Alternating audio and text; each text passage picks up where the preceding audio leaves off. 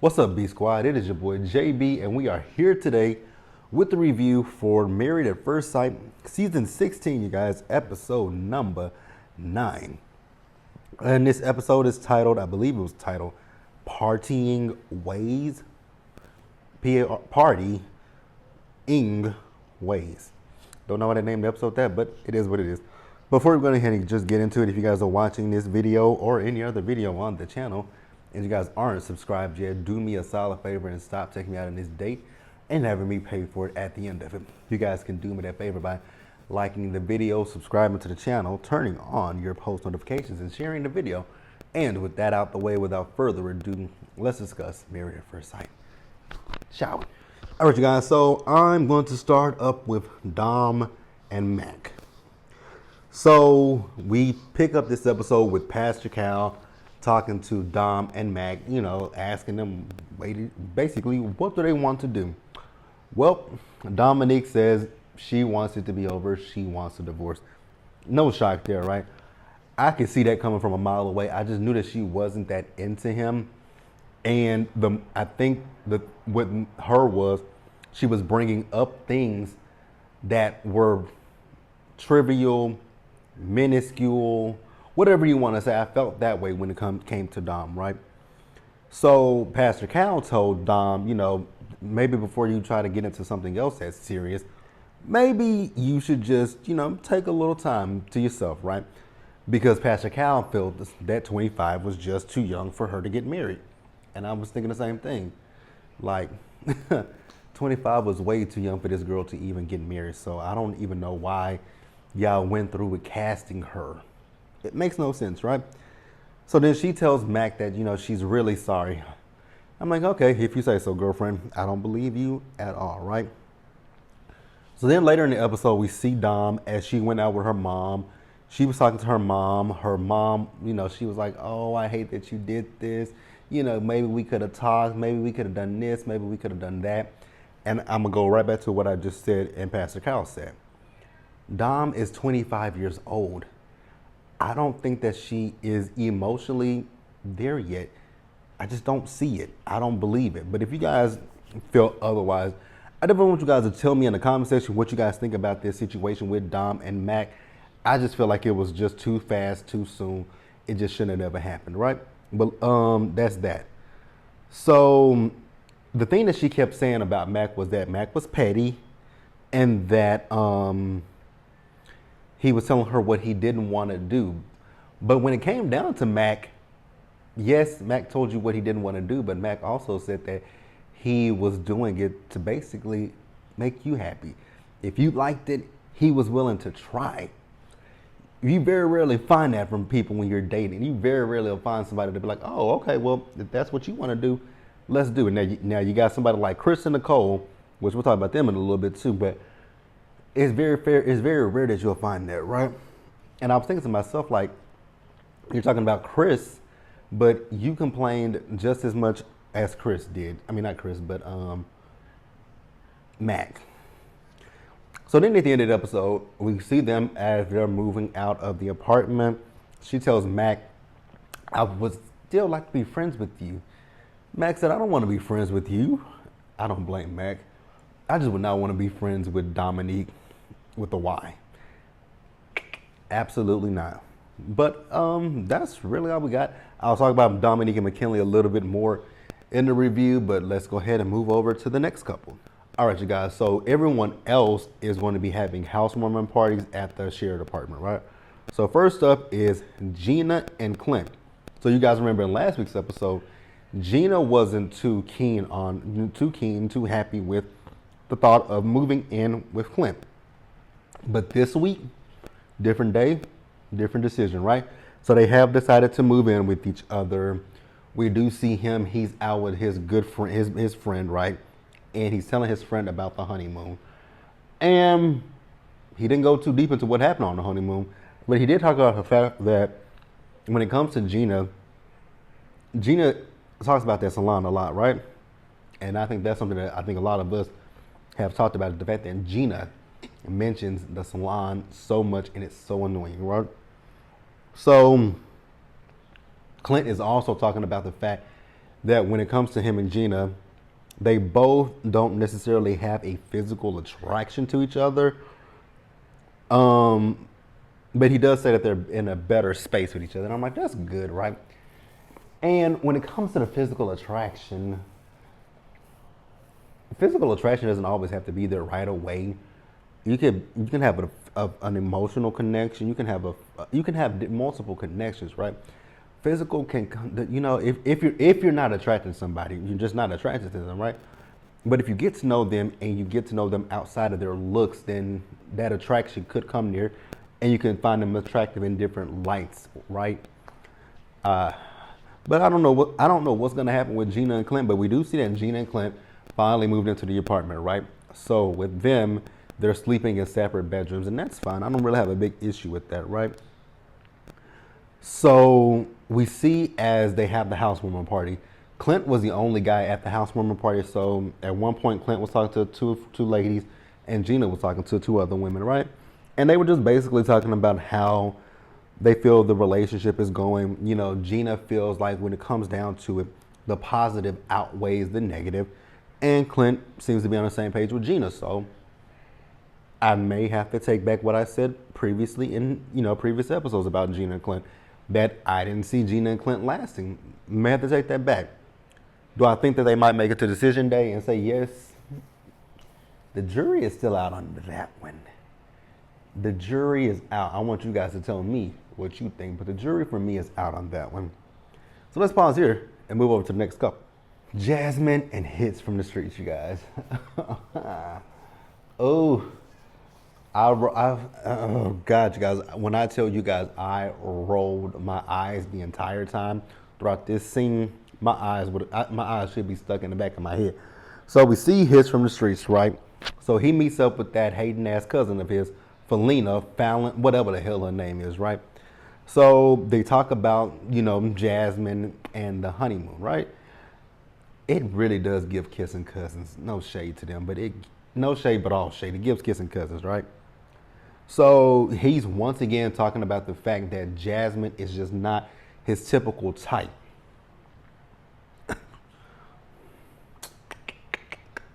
Keep it cool, because I was about to say, it's like Hits from the Streets thinks that he is just God's gift to women, and I just don't like it. So she says, now, I will give that hating ass cousin one teensy small point, right? Because she said that there's so much more than physical attraction. And I agree with her, right? There's so much more than just the physical. Like, my thing is, when people always talk about, oh, I want somebody who look like this, who look like that, da-da-da-da-da. Beauty fades. Like, we all are going to get older. As we're all getting older, so beauty fades. You're not going to have the same, the elasticity in your skin is going to sag. Like, everything is going to look different in another 20, 30, 40 years if you're lucky enough to be here. So get to know someone outside of the physical, right? Because that physical side, like I said, your looks, your beauty, it's going to fade away. You might be beautiful and handsome as an older person, but you're not going to look how you look currently, right? So I got where she was coming from, right? So then he says that they have not had sex, right? And then she wants to talk about the fact that she feels like Jasmine is fake. And he tells her about the housewarming party, right? She says she doesn't want to come. And I was like, congratulations, we don't give a damn, right? But the thing is, I don't know why she continuously wants to call Jasmine fake. Because she feels like Jasmine's answers are rehearsed or whatever. Like, lady, take a chill pill, do something. She gets on my damn nerves and I get sick of seeing that woman, right? So it's the reason why she said she doesn't want to go to the housewarming party is because she doesn't feel that he's into this marriage, right? And here's my rebuttal to that. If you feel that your cousin is not into this marriage, why do you have such a negative disposition when it comes to Jasmine? I'm still stuck on that one. What is the issue when it comes to Jasmine? Because Jasmine hasn't done anything, so I'm hella confused, right? So then we see Jasmine and Eris as they're talking about the housewarming party and who to invite to the housewarming party. So He's telling her to write Fal's name down, right? And she's like, no. He's like, write it down. She was like, no. And I agree with Jasmine. Why would I want to invite somebody who has such a negative energy into my home? It's not going to happen. So then he told her that, I did ask Fal to come to the housewarming party. And she said no. And Jasmine was like, okay, fine. I didn't want her to come in the first place, basically, right? So we see their housewarming party, and some of his friends came, and I believe her aunt and sister came, right? When they asked him about the dogs, and he said, I think the aunt, they went to the room at one point, and the aunt was like, so what if Jasmine got one, told you she was gonna, basically the other puppies, she was gonna get rid of them, but keep Duchess. He was elated about that, but he said we can keep Duchess, but the other ones, they can go. So we found out that before she got married, in her bed, the dog slept with her, right? She's like, well, I had a king size bed and I was single.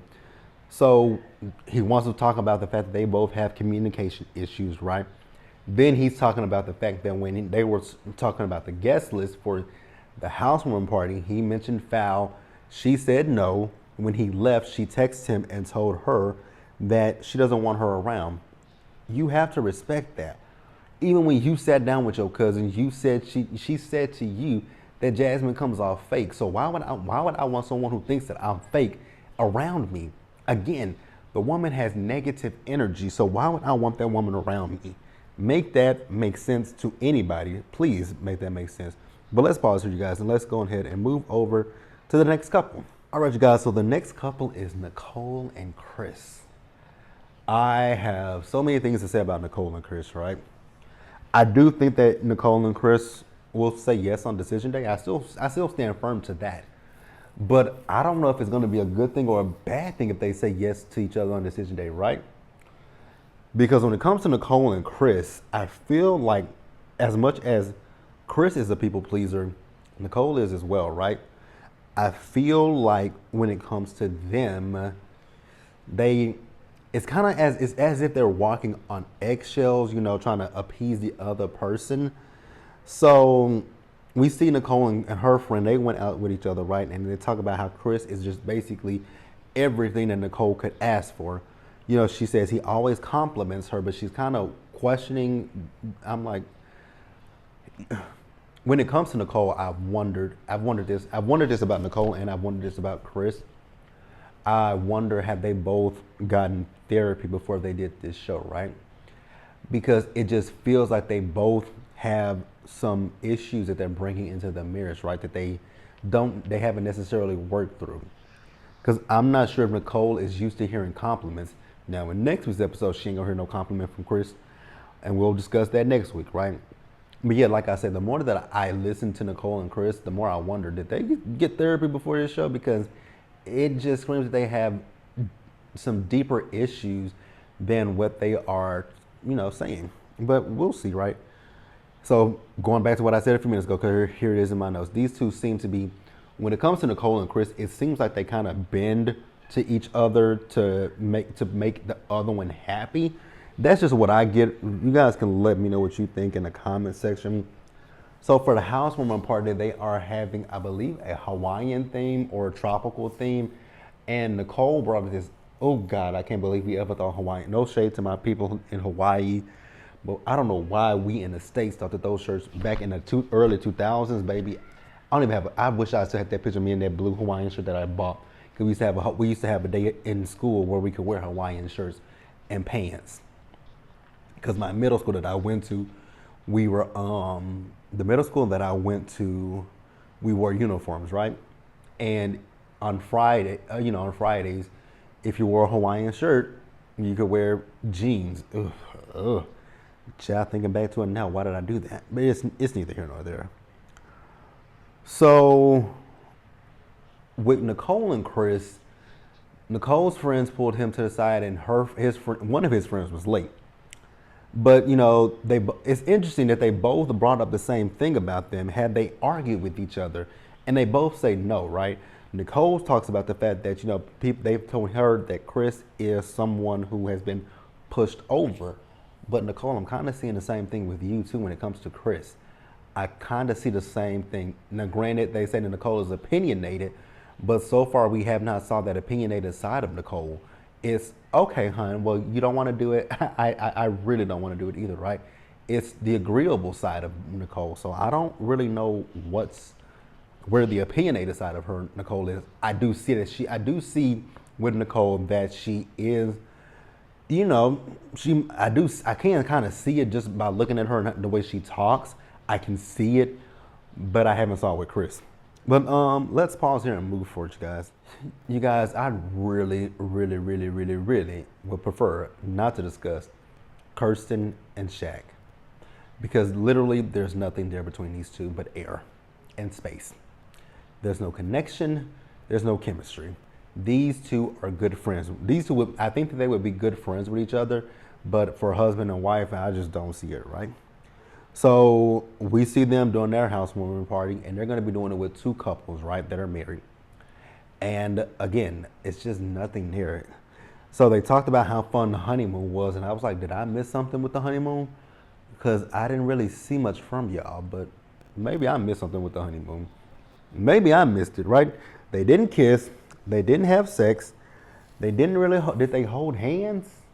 I don't remember them doing anything, so I don't really know how the honeymoon was so fun. Maybe it was the activities that they did that were fun, because other than that, I ain't saw nothing that looked remotely fun with Kirsten and Shaq, right? So they do ask, have they kissed, right? And they said no, right? She says that she's not a good kisser, and I was like, that's the excuse you're going with? You're not a good kisser? You're not a good kisser. I just really want her to say, I just don't find him attractive. It's easier to say that. It's not a bad thing to say that. I just don't find him attractive. I mean, you had no problem talking about his bald head. You had no problem talking about he's younger than you, but the physical attraction is not there. And again, like I say, it just gives me homegirl, homeboy vibe. That's really all it gives me. But let me know what you guys think, and we're going to pause here and wrap up the episode. All right, you guys. So the end of the episode, we see all the couples, and they met up for the first time since the honeymoon. So Mac and Dom showed up, and Mac was not at all happy to see old Dominique. And honestly, I don't blame him. I was less than happy to see Dominique myself, right? And so, they sit down and they talk about the housewarming parties, right? So Gina and Clint were the first two to go.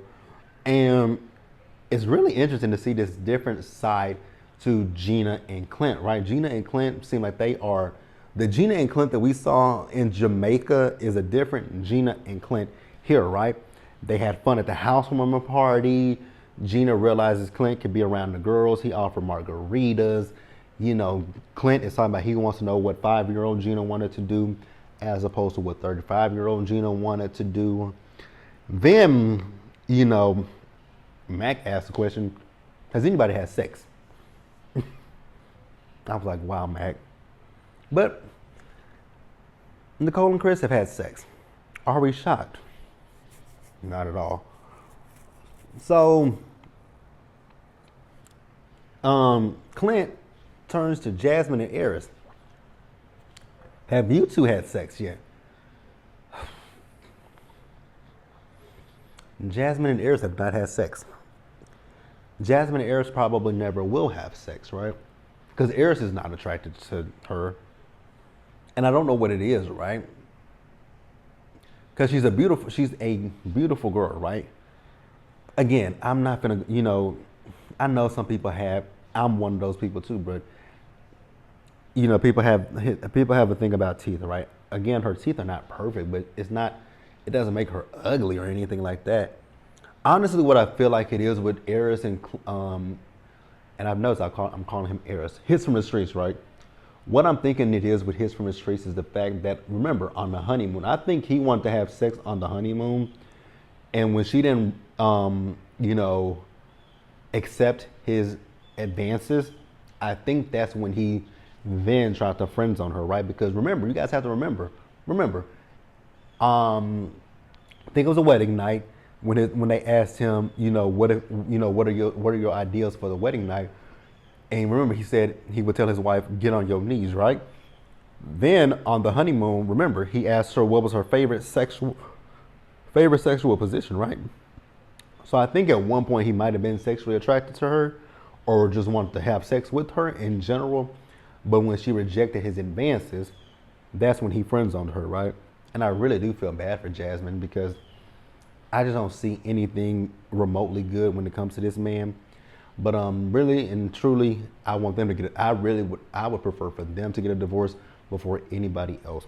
Let me know what you guys think down in the comment section below. And we're gonna pause here. No. Let me know what you guys think down in the comment section. We're gonna keep going, right? So, did Kirsten and Shaq talk? I don't remember. I don't remember if Kirsten and Shaq talked or not. I do know that Dom and Mac told them that they decided to get a divorce. Now, what I will say I did not like about the group was the fact that everybody wanted to sit there and tell Dom and Mac not to give up on their marriage. And it's not necessarily Mac that's giving up, it's Dom, right? So they asked her, would she consider it? She said, maybe. I was like, why did you say maybe? But then when they got back to the apartment, she said it was peer pressure. Girl, no, it ain't no peer pressure. No. Dom can go for me. I just don't see it for Dom. I'm gonna go back to what I pointed out earlier in the review and with this show.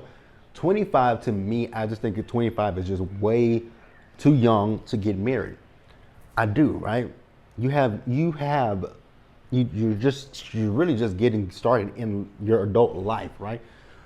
So why bog yourself down with a spouse, potentially kids? Like, I was watching The View this morning, and they were doing a segment about a comedian who was talking about she's jealous of single people, right? Because single people can just get up and go.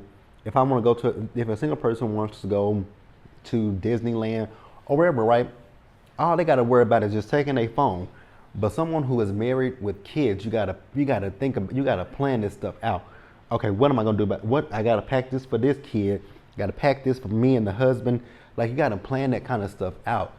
And in your 20s, I feel like you should, figure out what you want to do in your life, right? Figure out what makes you happy, what doesn't make you happy. What the next 20, 30, 40 years of your life looks like. Do you even want to get married, right? Because you can want to get married at 25, but then 5 years from now when you're 30s, you'd be like, I don't want this. Travel, see the world, have fun with your friends. Like, you're only young once. That's how I feel, right? But who am I, right?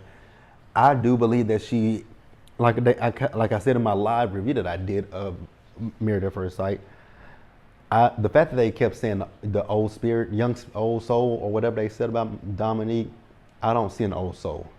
I just see a young girl who her mother signed her up for this process that she necessarily didn't want to do.